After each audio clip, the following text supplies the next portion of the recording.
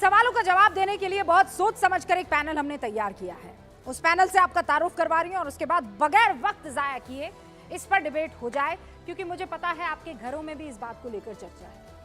आपके mobile phone में social media के आप किसी पन्ने पर चले जाइए, अपने किसी अकाउंट पर चले जाइए, उसकी कोई टाइमलाइन चुन लीजिए, मुझे यकीन है इस मसले पर चर्चा होगी। चाहे आप हिंदू हो कि मुसलमान हो कि सिख हो कि ईसाई हो, चाहे आप बीजेपी के समर्थक हो कि कांग्रेस के समर्थक हो कि आप आस्तिक हो कि नास्तिक हो, इस मसले पर आपने जरूर सोचा होगा, डिबेट की होगी, और इसीलिए ये डिबेट आज जरूरी है।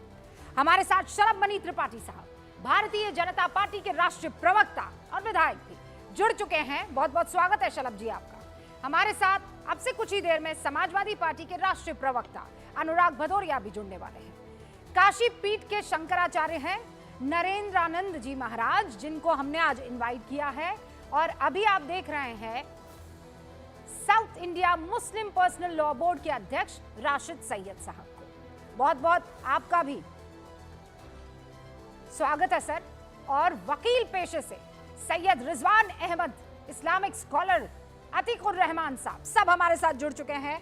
आपका भी बहुत बहुत स्वागत है। अतीक साहब अब से कुछ ही देर में आने वाले हैं, लेकिन रिजवान साहब बड़े अरसे के बाद आप भी डिबेट में शामिल हुए हैं, बहुत बहुत आपका भी स्वागत है। शलभ जी, शुरुआत आपसे कर रही हूँ, और एक ही सवाल है, मेरे भी जहन में यही बात आई थी, ये कहाँ रुकेगा, इसका कोई अंत है कि नहीं है? अब ये तो इस सवाल का जवाब तो उनको देना चाहिए जिनको सर्वे से डर लगता है एग्रीकल्चर। अब मैं तो देखिए बहुत सारी चीजें पढ़ रहा हूँ और संबल के बारे में बहुत सारी जानकारियां एकत्र कर रहा हूँ। मुझे ये पता चला कि सरकारी गैजेट को उठा के आप पढ़िए या फिर बहुत सारे जो लेख हैं, बहुत सारे आर्टिकल्स हैं, उनको आप उठाकर पढ़ेंगे, देखेंगे, तो आपको ये पता चलेगा कि 2012 यानी कि समाजवादी पार्टी की सरकार के आने से पहले तक बाकायदे वहां पर पूजा होती थी, तस्वीरें भी हैं, फोटोग्राफ्स हैं, उसके बहुत सारे प्रमाण हैं कि जो हिंदू रिचुअल्स है वो वहां पर होते थे। शादी के पहले लोग वहां पर जाते थे, शादी के पहले दूल्हे के गाड़ी में बैठने से पहले या घोड़े पे बैठने से पहले वहां जाकर पूजा पाठ कराते थे। तो जो लोग वर्शिप एक्ट का बार बार हवाला देते हैं उनसे भी जरूर पूछना चाहिए। अगर वर्शिप एक्ट एज यूजुअल रखने की ये बात करता है तो 2012 में समाजवादी पार्टी की सरकार बनने के बाद जो उनके कद्दावर नेता शफीकुर रहमान वर्ग, उनकी कोशिशों से, उनके दबाव से और समाजवादी पार्टी की सरकार में वहां पर हिंदुओं को पूजा पाठ करने से क्यों रोक दिया गया, वहां पर महिलाओं को जाने से क्यों रोक दिया गया, वहां पर किसी भी तरह के शादी ब्याह के जो कार्यक्रम थे उनको क्यों रोक दिया गया, और उसके बाद उस पूरे प्रेमाइसेस को ये कह दिया गया ये हमारी तमाम मंच। तो निश्चित तौर पर देखिए आप किसी के यहाँ पर अभी कुछ सालों पहले तक पूजा वगैरह और बाकी सारे बिल्कुल जो हमारे सांस्कृतिक परंपराएं हैं वो उसका निर्वाह होता रहता था। किस साल की बात कर रहे हैं? 2012 आप उठाकर रूबिका जी, मैं तो आपसे अनुरोध करूंगा कि आप एक बार जाइए। और संबल भी क्या है, इस संबल को बहन मायावती जी ने भीमनगर घोषित किया था, भीमनगर बनाया गया था। समाजवादी पार्टी की सरकार आई, रातों रात भीमनगर के जो बोर्ड थे उन पे कालिक पोत दिए गए और दोबारा से उसको संबल कर दिया। मैं आपसे बोलूंगा आप जाइए, वहां जाकर देखिएगा तो आपको फोटोग्राफ्स मिलेंगे, लोग मिलेंगे जिनकी शादियां वहां से हुई हैं 2012 से पहले तक का आपने जिक्र किया। और लीजिए, समाजवादी पार्टी का नाम लिया और हमारे साथ राष्ट्रीय प्रवक्ता समाजवादी पार्टी के अनुराग भदौरिया जुड़ चुके हैं। अनुराग जी, जी सब कुछ ठीक ठाक चल रहा था, अगर शलभ मणि त्रिपाठी की मानो तो 2012 में आपकी सरकार आई, आपको जो ये एक्स्ट्रा मोहब्बत दिखानी थी अपने एक वोट बैंक को, इसीलिए आपने ये सारा कार्यक्रम शुरू किया बकौल शलभ मणि त्रिपाठी कि वहां का माहौल खराब अगर असल माने में किसी ने किया, कहीं तो रुकना है इसको, तो रुकने से पहले आपको इतिहास के पन्ने पलटने होंगे, और उसमें आपका नाम, आपकी पार्टी का काम साफ तौर पर आ रहा है। बर्क साहब, अल्लाह उन्हें जन्नत नसीब करे, अब तो है नहीं, अब उनके पोते संभाल रहे हैं सब कुछ, लेकिन उन्होंने जिस तरीके से वहां पर, जिसे कहते हैं ना कि एक हुकूमत कि भाई हम ज्यादा हैं, हमारा सुनी जाएगी, बाकियों की नहीं, मामला वहां से खराब हुआ। जी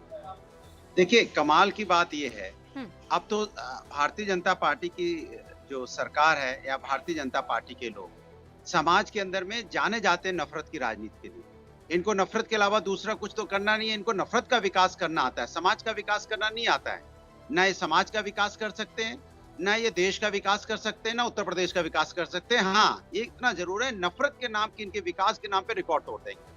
भाई आपको हम नहीं, माननीय सर्वोच्च न्यायालय ने उत्तर प्रदेश की पुलिस प्रशासन पे भी सवाल उठाया है, कि आप सरकार का आनंद ले रही है पुलिस, जिस तरह से पुलिस यहाँ पे अन्याय कर रही है, ये सर्वोच्च न्यायालय ने भी बोला।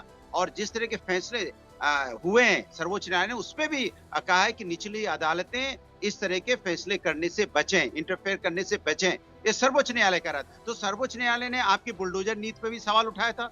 सर्वोच्च न्यायालय जिस तरह के पुलिस सिस्टम पे भी सवाल उठा रहा है, तो वो जो हम कह रहे थे वही तो सर्वोच्च न्यायालय कह रहा था कि अगर आपने समय रहते हुए संभल में अगर वहां पे पुलिस सिस्टम मजबूत किया होता, प्रशासन को मजबूत किया होता, ड्रोन से आपने सारे सिस्टम को चेक के सैनिटाइज किया होता, बैरिकेटिंग लगाए होते और लेकिन आपको सुनिए ना, ये मैं यहाँ एक्सवेयर कर पर देते। मैं इस बहस को बहुत सोच समझकर यहाँ पर जनता के सामने रखूं। जी। सिर्फ संभल की बात नहीं है, ये मामला आप देखिए अजमेर भी पहुंच चुका है और धीरे वही धीरे तो मैं आ रहा हूं, धीरे धीरे बोलने बहुत दीजिए। से ऐसी जगह है जहां पर हिंदू भाई बहन चाहेंगे कि हमारी जो जड़ें हैं अगर उसको तोड़कर किसी ने उसके ऊपर काबिज होकर अपनी हुकूमत जमाने की कोशिश की तो हमें उसका पता चले। ठीक है, ये होने वाला मैं बोल लूं, और मैं होता बोल हुआ लूं। दिख रहा है। एक सेकंड अनुराग जी, मैं सिर्फ संभल तक नहीं रुकी हूँ ना, आपने मेरे सवाल को बहुत आराम से, इत्मीनान से और चालाकी से घुमा दिया। अरे बोलने ही मैंने नहीं दे रहे हैं आपसे आप, तो कहा, क्या अरे सवाल? मैं बोलने दूंगी भाई, मैंने आपको बीच में नहीं रोका और ना टोका। मेरा सवाल सुनिए। रोक ही दिया आपने बीच में, नहीं, रोका मेरा काम है सवाल तो सुनिए आप। आपका सवाल सुन लिया था, मैं आ रहा क्या था जब मेरा आपने सवाल है लिखा। बताइए मुझे। नहीं, आपका सवाल है। 2012 से पहले जब वहां पर सब कुछ ठीक ठाक चल रहा था तो फिर कहां से ये सारी की सारी रवायतें बदल दी आपने? इसका जवाब दीजिए, फिर मैं आगे बढ़ना मैं चाहूंगी। आपको सीधी सी बात बता रहा हूँ, कहीं कुछ नहीं हो रहा था। भारतीय जनता पार्टी को सिर्फ और सिर्फ हाँ। जनता को असली मुद्दों से ध्यान भटकाना है। नफरत की राजनीति को जोर मारने वाला काम करने वाले ये लोग हैं। आप बताइए, क्या हमने कहा था कि वहाँ कासगंज में जिस तरह की हिंसा हुई, क्या जिस तरह का आपने बहराइच में देखा, क्या हमने नहीं कहा बहराइच में इनको पुलिस को सैनिटाइज करना चाहिए था? आज हमारे बीच में रामगोपाल मिश्रा जी होते, अगर पुलिस सिस्टम मजबूत होता तो पुलिस वहां चौकन्नी होती, तो पुलिस उसको चढ़ने से रोकती, उस घर पे भी चढ़ती और उसको बचाती। लेकिन ऐसा नहीं हुआ ना, ऐसा ये करते नहीं है क्योंकि इनको करना नहीं है। अगर ये करें, अगर अपनी पुलिस सिस्टम को मजबूत रखे तो इस सब की घटना हो ही ना पाए। देखिए, हिंदुस्तान में सभी जात धर्म के लोग रहते हैं और ये हमारी जिम्मेदारी बनती है हर सरकार की कि अनेकता में एकता बनी रहे। अनेकता में जो एकता है उसको कोई आंच ना आए, किसी प्रकार की उसको ठेस ना पहुंचे। ये जिम्मेदारी तो सरकार की होती है ना, सरकार इस जिम्मेदारी को निभाए। क्या सरकार को अनेकता में एकता विश्वास नहीं है? क्या सरकार संविधान पे विश्वास नहीं करती है? क्या लोकतंत्र विश्वास नहीं करती है? लोकतंत्र में तो ये होता है ना, विपक्ष का नेता अगर कोई बात कह रहा है तो सत्ता पक्ष को मानना चाहिए। सत्ता को जिसने चुना है, हाँ। विपक्ष को भी उसी जनता ने मतलब चुना आप ये है। अगर मानते विपक्ष को, हैं, मेरे आप बोलने ये दीजिए, आप फिर मानते हैं, टोकने लगे। अरे कितना बोलेंगे भाई, मैं आपके यहाँ पर, मैं आपका यहाँ पर वो सुनने थोड़ी आई हूँ, रैली में थोड़ी